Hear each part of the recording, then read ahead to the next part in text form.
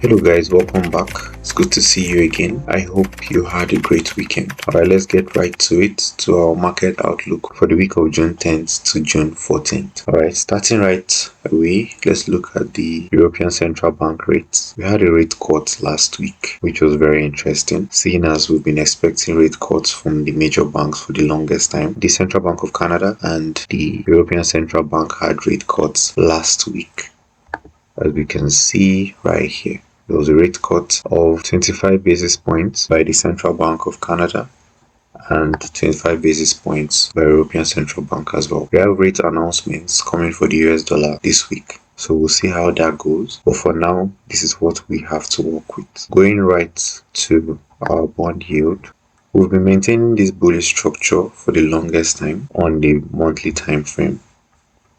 However, like we discussed last time, we've also been pressing into this long-term higher time frame order block, but for the time being we've still not significantly broken structure to the downside. We're still maintaining that bullish structure. Let's look at the weekly time frame. Okay, so last week we had an impulsive push down that took out this low. However, it was rejected swiftly during the NFP release. That makes me believe that we have come right to this point to test this order block right here. I like how well it respected and rejected that order block. That gives me reason to believe that we should expect higher prices going into next week to take out this high and potentially this high. I'll be shooting for this high as well because we have CPI coming up this week, which we know can be very impulsive, and we might see very pronounced movement. CPI coupled with potential rate cuts or not, because the Federal Reserve not cutting rates after we've seen some rate cuts can be very bullish for the dollar. However, we look to see what happens, but at the very least I expect to see this high taken out next week. Let's go to the daily time frame. Okay, so like we discussed the previous week, we had reacted off this order block and pushed up into this order block, sent us down the week before and last week all the way down into this order block that we are reacting off. So all things considered, we're still maintaining this bullish structure that we started out this year until we have something to show us that that bullish structure is no longer valid. However, for now we have to maintain the bullish stance because the bulls are still very much in control. Alright, let's look at the DXY. If you watched my previous outlook, you would understand my view on the DXY so far. However, I'm going to recap a little on some of them. So, we've had for the longest time bullish price action on the DXY, especially since this year started. We've reacted off a bullish order block here. I've been pushing higher all through the year. And as at last week, I was expecting to see a push below this level to confirm that the bears are truly in control. However, we failed to get that. We only got a shallow break of this low and the market rejected very violently. So I'm no longer looking for a break below here, but a push above here in the coming weeks. We also registered a divergence between the DXY and the EURUSD. Let's quickly look at that. See over here, trendline tool. If you look here, you notice we made a higher high, while on the DXY we printed a higher high as well. This should not happen because the DXY is negatively correlated to EURUSD. So if this is making a higher high, we should be making a lower high over here. However, we made a higher high on the EURUSD and a higher high on the dollar. that is a divergence. That is another confluence that we should be making higher prices going into the week. Let's look at the daily time frame on the DXY. Okay, so we've taken out this low, rejected it swiftly, and the NFP gave us this impulse right here. So going forward, I see us reacting from this order block to take price higher and take out all these highs in succession. So these highs, I believe, will be taken out next week. Potentially these highs, this might be too far, but considering we have CPI, I would not be surprised if we take out these equal highs going into next week. Okay, that being said, this is one other thing I like to do. Let's turn off everything and just look at candles. Let's look at the monthly time frame and see what the candlesticks are telling us. Okay, so let's look at the price action that we've had and all the candles I've painted since this year started. So coming into this year, December had this bearish candle and January engulfed this candle. Most might not look at this candle as an engulfing candle. However, I look at this as an engulfing candle because all the bearish movement into December was washed out in January, and ever since then we've had closes that are higher than the highs or higher than the closes on the previous bullish candle. We've pushed higher ever since until May, when we had our first monthly bearish candle, which led me to believe that we were going to take a dip.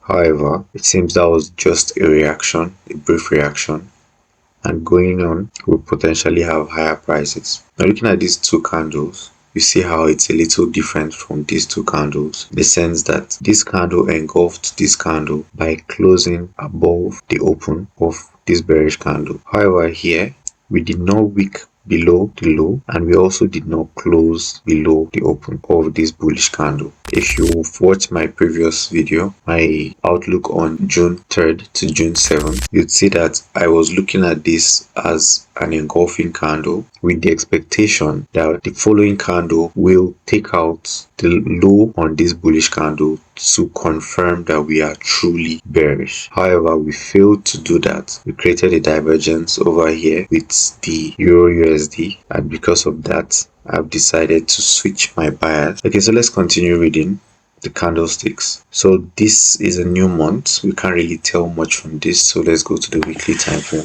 and see what we can see. This is the price action we've had throughout this year, and then May gave us that bearish close. Now the last 2 weeks of May, we had price consolidating in this region.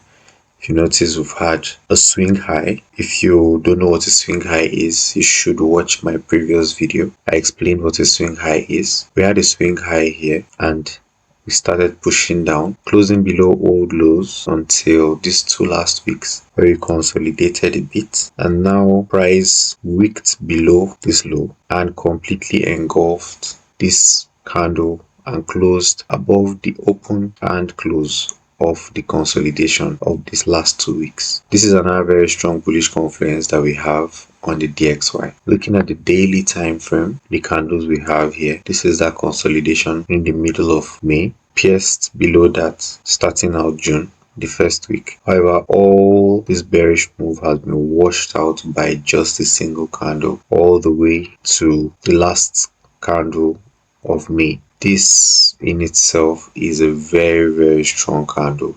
Call this a Marubozu. This is a very bullish candle, and with this kind of price action, there is no questioning that we have a bullish sentiment going into next week and potentially the following weeks, but 1 week at a time. Let's focus on the week in front of us. So this is something I like to do. I like to read the pure candlesticks and see what the opens, the highs, the lows, and the closes of these candles tell me without any lines on my charts, no levels, no other blocks, nothing. Just looking at the naked candles gives a very clear view of what is happening at any point in time. So take note of that and maybe try it out for yourself and see. Take note of the highs, the lows. Take note of which candles close below or above the previous candles, how they close. They close with a body, they close with a wick, they close above consolidations, they engulf other candles. This kind of study will show you exactly what the market is doing without the mask of whatever levels you have on your chart, whatever trend lines, support and resistance, supply and demand zones, order blocks, fair value gaps, whatever.